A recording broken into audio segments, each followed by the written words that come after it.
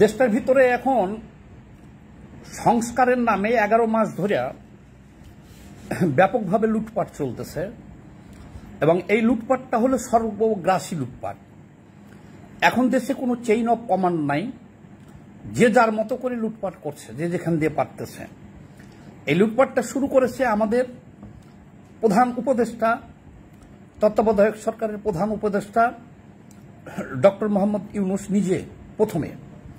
প্রথমে উনি ওনার 666 কোটি টাকা, মানে 750 কোটি টাকা নিজে ক্ষমতার চেয়ারে বসে উনি মাফ করে নিয়েছে, সরকারকে দিবে না। গ্রামীণ ব্যাংকের 2029 সাল পর্যন্ত সে খাজনা ট্যাক্স সরকারকে দিবে না, মকুব করে নিয়েছে। উনি একটা ট্রাভেল এজেন্সির লাইসেন্স নিয়েছেন, উনি একটা ই কমার্স ওয়ালেটের লাইসেন্স নিয়েছেন ব্যবসা, উনি স্টারলিংকের সাথে চুক্তি করে নিয়েছেন, উনি একটা গ্রামীণ বিশ্ববিদ্যালয় নিয়েছেন। তাহলে যে লোকটা নিজে প্রধান উপদেষ্টা, উনি ক্ষমতায় বসে 11 মাস নিঃশ্বাস ফেলার সময় নাই, উনি নিজের দ্বিধার্ষে নিতেছে আখের বুঝাইতেছে। তাহলে সবাই দেখতেছে যে উনি এক দুর্ধর্ষে লুটপাট করতেছে। তাহলে উনি কি আর কাউকে বলার ক্ষমতা রাখে যে এই তুমি লুটপাট করো না? আচ্ছা, তাহলে উনি তো নিজের কাজে ব্যস্ত।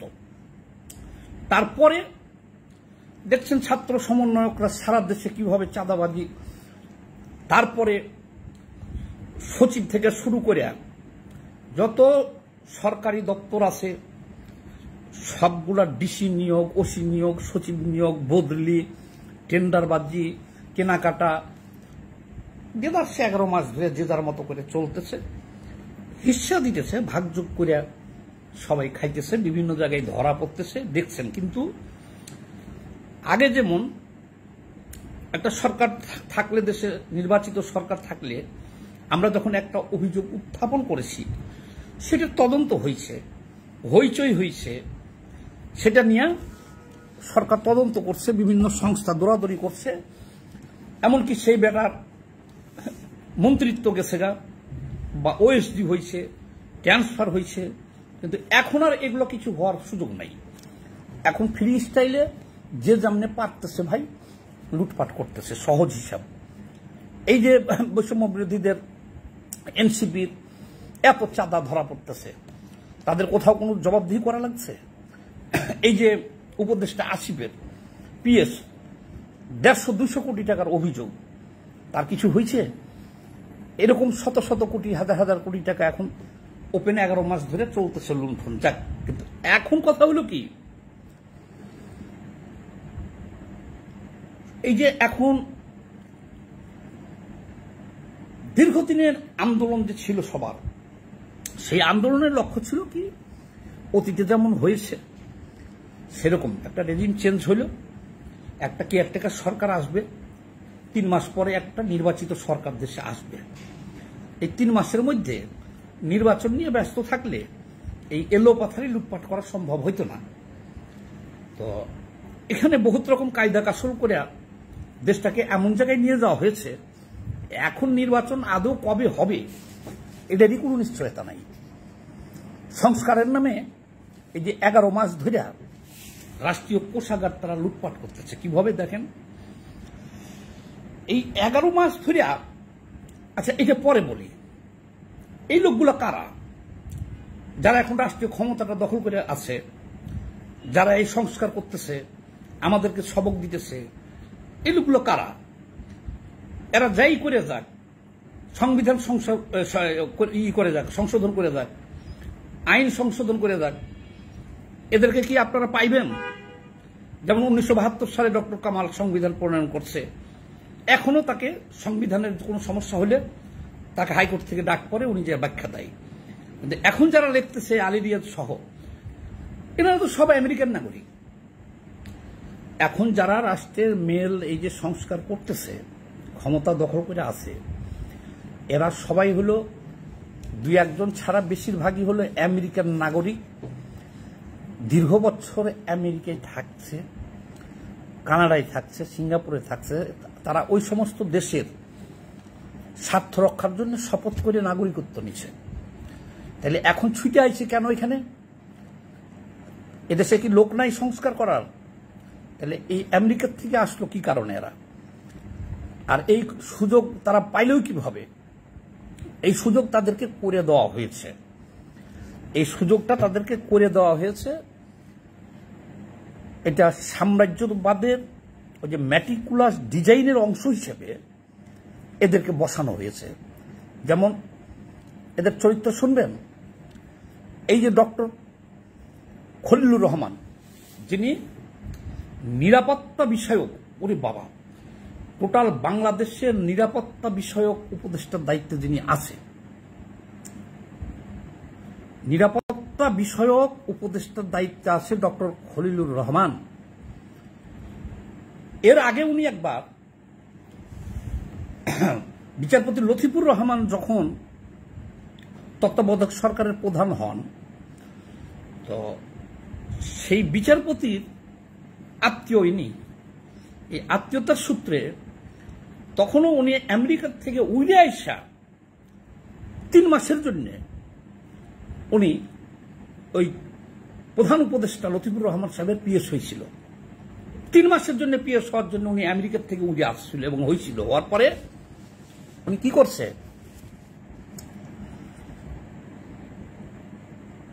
একজন নারী, সম্ভবত জয়েন্ট সেক্রেটারি পদে ছিল, এর সাথে অনৈতিক সম্পর্কে জড়াই গেল। অনৈতিক সম্পর্কে জড়ানোর পরে তার স্বামীও চাকরি করত ওই পর্যায়ে, যুগ্ম সচিব বা এই পর্যায়ে। অনেকদিন আগের ঘটনা তো, এটা আমি বললে পারে তখন আপনারাও বুঝবেন। তার স্বামীও চাকরি করত।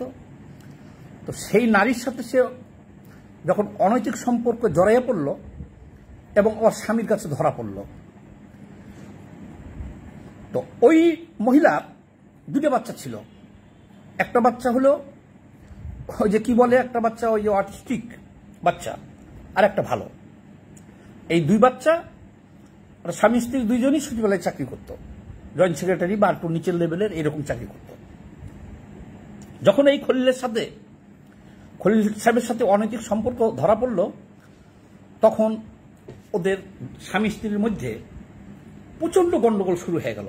স্বামী স্ত্রীর মধ্যে যখন প্রচন্ড গন্ডগোল শুরু হয়ে গেল, তখন যেহেতু এই ডক্টর খলিলুর রহমান ছিলেন প্রধান উপদেষ্টার পিএস, মানে এবং আত্মীয়, যা খুশি তাই করছে সেই 3 মাস। সে করল কি, সে ওই নারীকে আমেরিকান দূতাবাস, আমেরিকায় বাংলাদেশের যে দূতাবাস আছে সেখানে পোস্টিং করে দিল সেই নারীকে, ওনার ক্ষমতা বলে। তার স্বামী এটা মাইনে নাই যে তুমি আমাকে রেখা, আমার একটা বাচ্চা অটিস্টিক, তাকে রেখা, আর একটা বাচ্চা রেখা তুমি হঠাৎ করে আমেরিকা চলে যাবা পোস্টিং হয়ে, এটা তো হইতে পারে না। তুমুল গন্ডগোল, মাইনে নিতে পারে নাই তার স্বামী। এটা তার লাইসেন্স করা পিস্তল দিয়ে তার স্ত্রীকে গুলি করে হত্যা করার পরে সে নিজে আত্মহত্যা করে। মার্ডার হলো কয়টা? 2টা। সেই সময়ে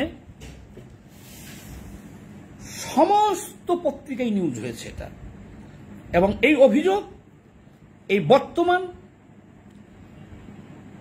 এই ডক্টর খলিলুর রহমানের বিরুদ্ধে ছিল অভিযোগ। এবং সে তখন বিএনপি ক্ষমতা নেওয়ার আগেই, তত্ত্বাবধায়ক সরকারের মেয়াদ শেষ হওয়ার 1 সপ্তাহ 10 দিন আগেই ও পালায় চলে যায় আমেরিকা। সেই ডবল মার্ডারের দায় দায়িত্ব কিনার উপরে। ওই যে গেছে উনি 2000 ওই লতিফুর রহমানের সময় যে বিএনপি ক্ষমতা আসলো, সেই সময় যে গেছে, এই এত বছর পরে আবারও 20-25 বছর পরে খাপ পাইতে আসছিল। ওই 3 মাসে যা কামাই ছিল আর যা করছে সেটি এতদিন খাইছে আমেরিকায় বসে, আবার উড়াও দিয়ে আইছে। এখন আমার প্রশ্ন হলো যে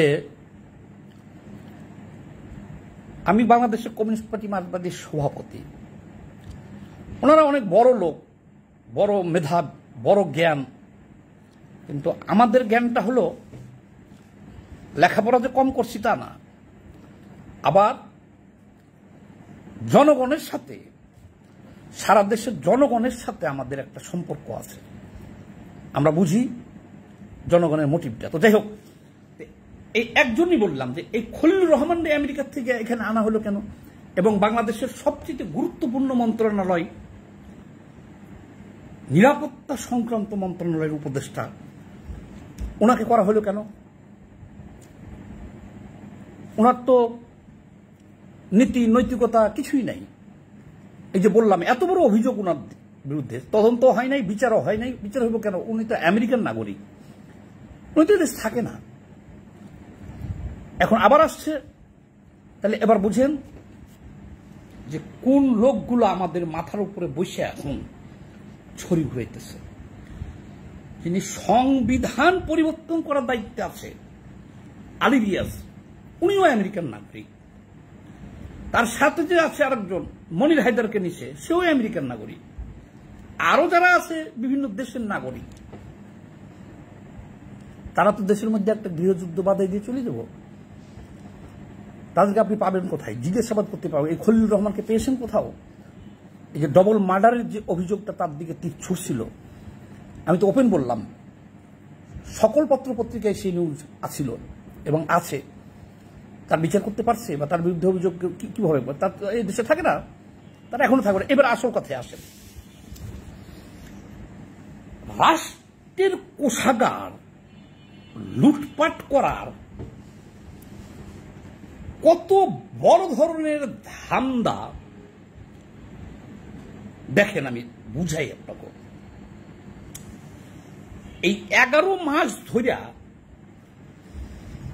এই ল্যাংড়া লুরা কানা খোরা সমস্ত রাজনৈতিক দল নামমাত্র যেটি আছে সেটি নিয়ে নিচ্ছে, সাথে নিয়ে 11 মাস ধরে প্রতিদিন আলোচনা চলতেছে একদিক দিয়ে, আর একদিক দিয়ে রাজভোগ খাওয়া দাওয়া চলতেছে। 11 মাস ধরে এই রাজনীতিবিদগুলার ডেকে ডেকে এইভাবে, এই যে একটানা 23 দিন ধরে দেখতেছি রাজভোগ চলতেছে, মানে 11 মাস ধরেই এটির মুখ বন্ধ রাখছে। আইনে ভালো ভালো পোলাও, কোমড়া, কুত্তা, কাবাব, শিয়াল, গরু সব খাওয়াইতেছে। রাজনীতিবিদরাও যাইতেছে একটু। এখন তারা অনেক দল আছে, তাদের চেহারাটা যদি একটু টেলিভিশনে দেখা যায় তাহলে তাদের জীবন ধন্য। সবটি যে ওখানে বসে থাকে হুজুর হুজুর করতেছে, এই আলী রিয়াজের সামনে দিয়ে সব বসা আছে, ঠিক আছে। এই 11 মাস ধরে মিটিং করতেছে, আরো এখনো একমত হইতে পারে নাই। কেন? এটা কোনো কারণ আছে? আমি বলি, এই যে যারা জুলাই সনদ চাইতেছে, যেটা নিয়ে বহুত আলাপ আলোচনা চলতেছে এবং একমত হইতে পারতেছে না, আরে সর্বনাশ! রবীন্দ্রনাথের জুতা আবিষ্কারের গল্প তো আপনারা আমরা জানি। শেষে বুদ্ধি দিছিল মন্ত্রীরা যে সারা পৃথিবীটাই চামড়া দিয়ে ঢেকে দেওয়া হোক, তাহলে রাজার পায়ে ধুলা লাগবে না। শেষে বলল যে না, রাজা যেখান যেখান দিয়ে যাবে সেই সমস্ত এলাকায় কার্পেটিং করে দেওয়া হোক। একজন মুচি এই এতটুক চামড়া দিয়ে একটা জুতা বানিয়ে দিল রাজাকে, বেঁচে গেল পুরা জাতি, রাষ্ট্র, দেশ।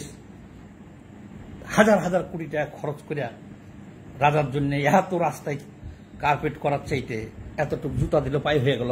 যেটা বলতেছি জুলাই সনদ। আচ্ছা, এরা কি বোকা? যারা ওখানে আলোচনা করতেছে তারা কি বোকা? না, তারা হলো মতলববাজ। আর এই জনগণকে মনে করে যে এরা হলো বোকাচোদা, এরা হলো চুতিয়া জনগণ। আচ্ছা দেখেন তো, আমি বলি তো, জুলাই সনদে যদি এখন লেখা হয় যে এই জুলাই 24 অভ্যুত্থানে যারা অংশগ্রহণ করেছিল এদের কারো কোনো বিচার করা যাবে না,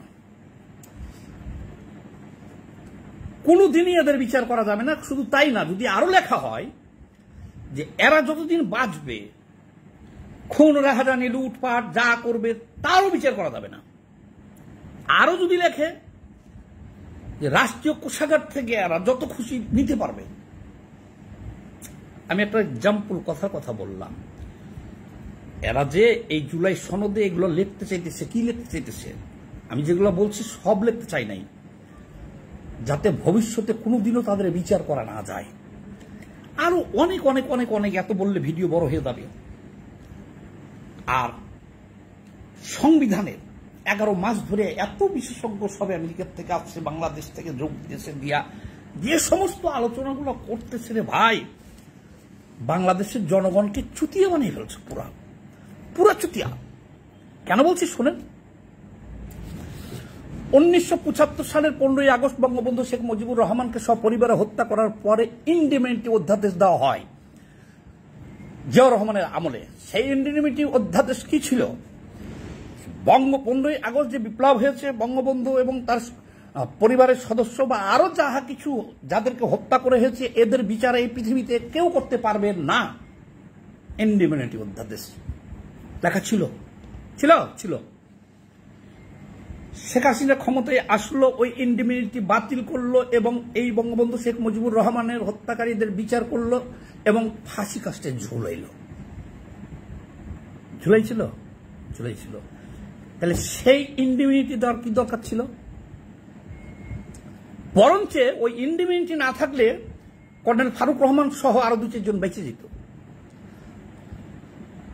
কেন বাঁচত? তারা জানতো যে আসলে শেখ হাসিনা বিচার করে ফাঁসি দিয়ে আমরা দেশ থেকে সরে যাই, পলাই থাকি। যেমন মেজর ডালিম এখনো পলাই আছে পাকিস্তানে, সরে থাকি। কিন্তু তারা মনে করছে ইন্ডিমেনিটি দেওয়া আছে, আমাদের তো বিচার হবে না।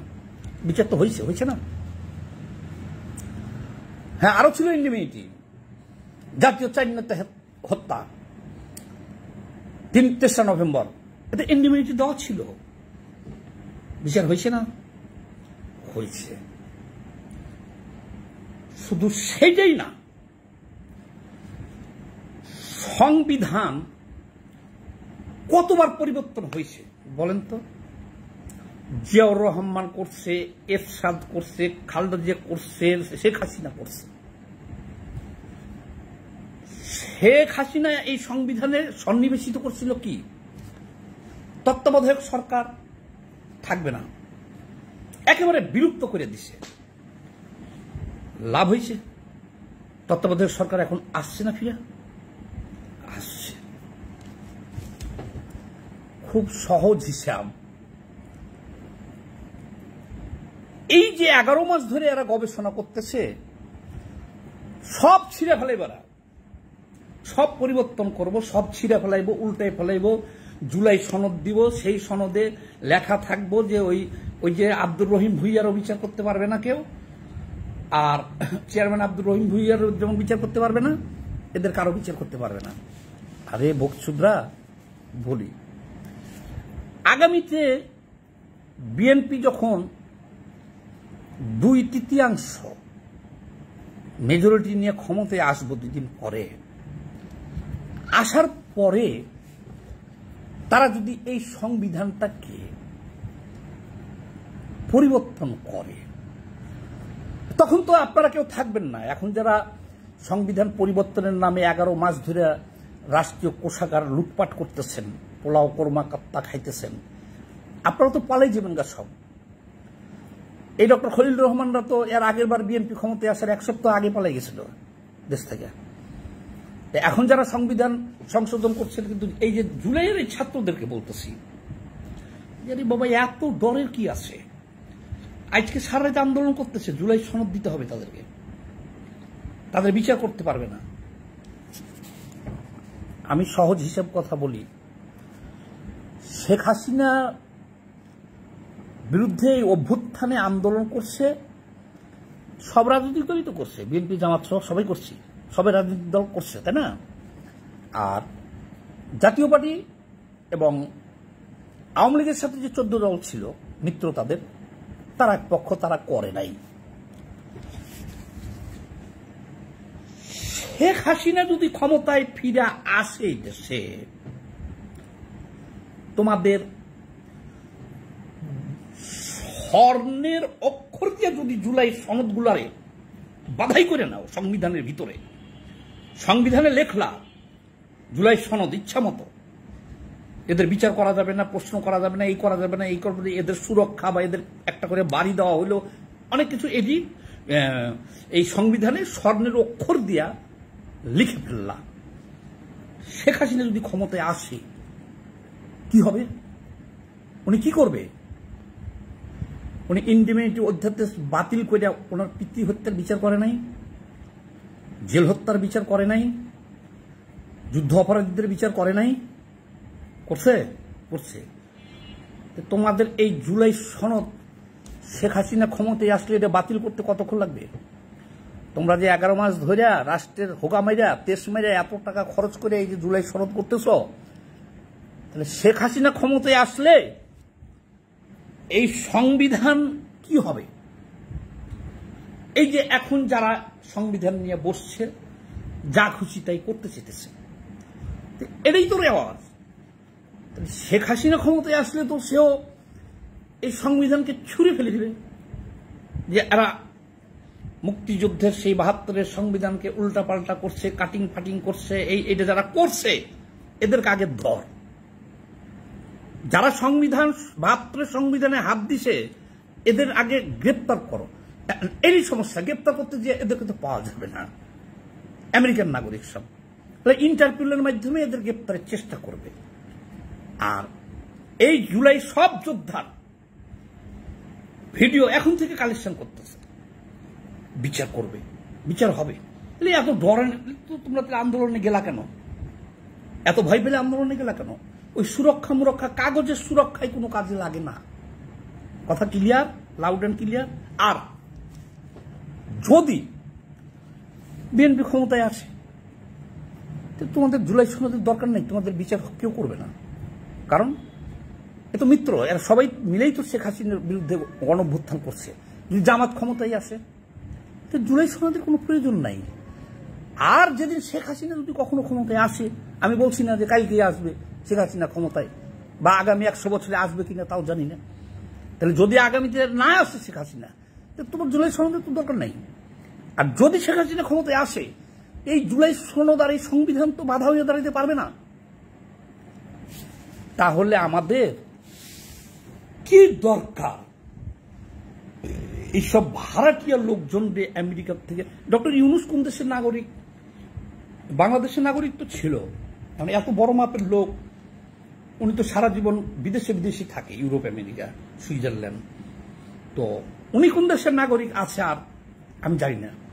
কিন্তু বাকি যে ভাড়াটিয়াগুলো সে সংশোধন করতেছে আমাদের সংবিধান, জুলাই চাটার মাটার কি কি কইতেছে, এটা তো বুঝিও না। এত আমরা বাংলা খাই, বাংলা বুঝি। তোমাকে সংবিধান পরিবর্তন আর জুলাই চার্টার সহ যা কিছু করতেছ, শেখ হাসিনা আসলে এটিকে 24 ঘন্টার মধ্যে গোয়াইয়া দেব, সব গোয়াইব। খারাপ অশ্লীল অঙ্গভঙ্গিটা হয়ে গেল আমার, নিজের চেক দিতে পারলাম না। কারণ যেভাবে এরা রাষ্ট্র টাকা পয়সা লুট করতেছে, মুখটা খারাপ হয়ে গেল যে শেখ হাসিনা এই চাটার মাটার তোমাদের সংবিধান মংবিধান গোয়ায় দিব একবারে সব। আর যদি সে না আসে এগুলো তোমাদের দরকার নাই। তাহলে এই যে ভাড়াটিয়া আইনে এত রাষ্ট্রের কোষাগার, এত কিছু 11 মাস ধরে, আরো কত মাস ধরে করবে, আর কত লুটপাট হবে, এগুলো আমার কি দাম, কি মূল্য, কি মূল্য, কি মূল্য, কি মূল্য, কি?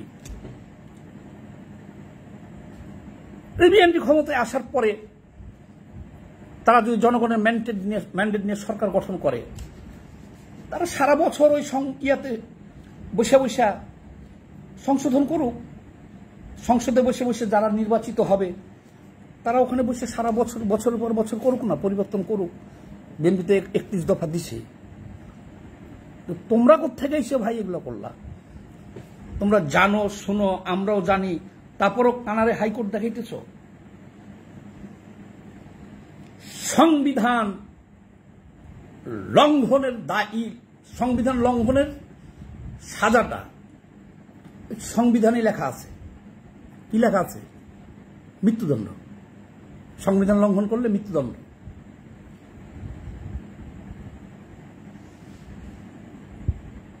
এদেশে কত হাজারবার সংবিধান লঙ্ঘন হয়েছে জানেন? কত হাজারবার বা লক্ষবার সংবিধান লঙ্ঘন হয়েছে। এরশাদ ক্ষমতায় আসছিল কি সংবিধান মাইনা? জিয়াউর রহমান ক্ষমতায় আসছিল কি সংবিধান মাইনা? এখন যারা ক্ষমতায় আছে তারা কি আসছে সংবিধান মাইনা? কি কথা বলেন না কেন?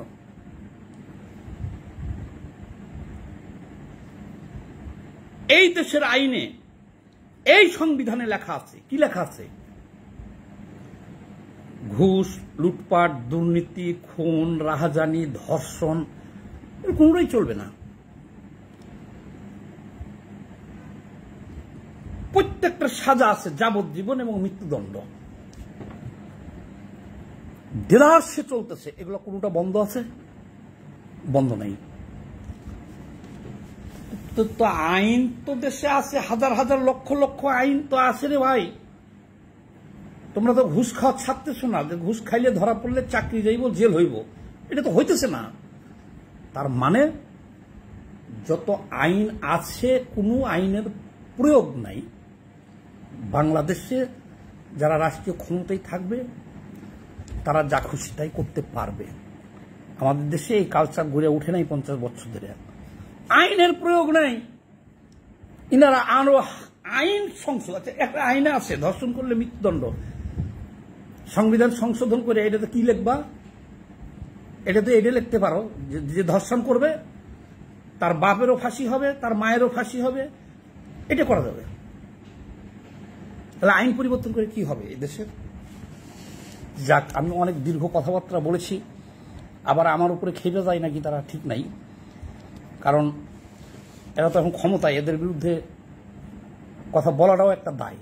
অনেক ফোন আসে, অনেকে চিনেও না তো আমার এই ফোন দিয়ে বলে যে একটু, ওরা তো মনে করে যে আমি বিরাট বড় মাপের লোক। হ্যাঁ, বিভিন্ন জায়গাতে ফোন দেয়, ফোন দিয়ে বলে সালাম আলাইকুম, একটু কমরেড সামাদ স্যারের সাথে কথা বলবো।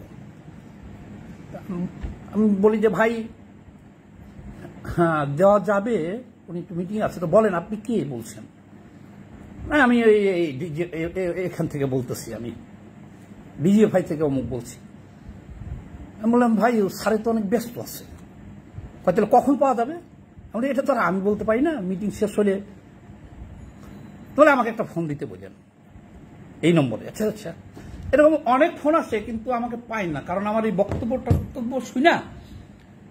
ওনারা তো মনে করে যে অনেক বড় মানুষ, ওনারও মনে হয় লুটের টাকা আছে সরকারের, 3-4 জন পিএস আছে। যতগুলা বলদের বাচ্চা আমার ফোন দিছে, এই যে সরকারি ডাইরেক্ট বলতেছি, বিজিএফআই থেকে, এসবি থেকে, ওই সিআইডি থেকে ফোন দিয়ে বলে যে স্যার একটু পাওয়া যাবে। এদের কমন সেন্স কি? আর এরা চাকরি করে কার? আমার নম্বরে ফোন দিয়ে আমাকে বলে, কারণ আমি তো এই কণ্ঠে এইভাবে চিনে না। সালাম আলাইকুম, কমরেড সামাদ স্যারের সাথে একটু কথা বলতে চাইছিলাম। এই বেটা, আমি কি তোর ওই ডক্টর ইউনুস না মন্ত্রী না সরকারের লুটের টাকা আছে? এই মোবাইল ধরতে 3টা পিএস আছে, দেখেন এদের আক্কেল জ্ঞানটা দেখেন। তো যাই হোক, যেটা বলছিলাম যে এদের বিরুদ্ধে কথা বলাটাও অনেক বিপদ, এইভাবে এড়াই যাই আর কি। মামলা না হলে তার যাবো না, ডাকলে কেউ। যা হইতেছে ভাই, যেভাবে লুটপাট চলতেছে, এটা আশা করি নাই। মানে এটা টোটালটাই বৃথা। আপনাদেরকে তো বললাম, এক কথা কয়বার বলবো, যে আর স্বর্ণের মোহর দিয়েও যদি আইন তৈরি করে যে এই বিপ্লবীদের বিচার করা যাবে না, আর সংবিধান পরিবর্তন করে দেয়, শেখ হাসিনা এলে 24 ঘন্টা থাকবে না এগুলো কিছু, এটি সরাই রেখে দিব। এদের কাছে তো এটা হলো একটা বই, এটা কোরআন না, কোরআনের বাণী। কোরআন পরিবর্তন করা যায় না, কিন্তু কোরআন মানে কয়জন বাংলাদেশে, এটাও চিন্তা করে দেখেন। আরে একটা কাগজের লেখা সংবিধান, যেটা সেই 75 সাল থেকে এ পর্যন্ত পরিবর্তন হইতে হইতে হইতে হইতে হইতে যার যখন সুবিধা সে সেভাবেই পরিবর্তন করতেছে। এই সংবিধানে ঢুকানো হয়েছিল তত্ত্বাবধায়ক সরকার বিল, আবার সংবিধান থেকে বের করে ফেলা হয়েছে তত্ত্বাবধায়ক বিল, আবার এখন ঢুকানো হইতেছে। তাহলে যেখানে ঢুকানো যায়, আবার খারাপ মাইন্ডে নিয়েন না, ঢুকানো যায় বের করানো যায়। তুমি ঢুকাইবা আর একজন বের করবে, তাই তোমার এত ঢুকাঢুকির দরকার কি? অ্যাজ ওয়ার যেমন আছে তেমন থাকতে দাও। ভাই কথাটা খারাপ বললাম আমি? যে কয়েকজন দেখতেছেন সবাই ভিডিওটা একটু শেয়ার দিয়ে দিন বেশি বেশি করে, আর দীর্ঘায়িত করবো না, অনেক লম্বা হয়ে গেছে। এখানে কে কে আছেন কমেন্ট করে নাই, তবু একজন ইউনিয়ন কাউন্সিলের চেয়ারম্যান আছে, আমি আব্দুর রহিম ভুইয়া ভাই, সৈয়দ খালিদ, আলী তারপরে দেখতেছেন কি আলী, আর কে আছেন উপরে, হিরণ পাটোয়ারি, কমরেড হৃদয় খান, এমডি জসিম রারিটা তো সম্ভবত শরীয়তপুরের দিকে থাকে বেশি। তো যাই হোক, মিনাল ঢালিও দেখছেন আমাকে। সবাইকে এত রাত্রে, অনেক রাত হয়ে গেছে, এত রাত্রে আমার সাথে থাকার জন্য ধন্যবাদ। তো দয়া করে যারা দেখলেন বা ভবিষ্যতে দেখবেন এই লাইভটা, সবাই একটু বেশি বেশি করে শেয়ার দিয়ে দিন। ধন্যবাদ, ভালো থাকবেন।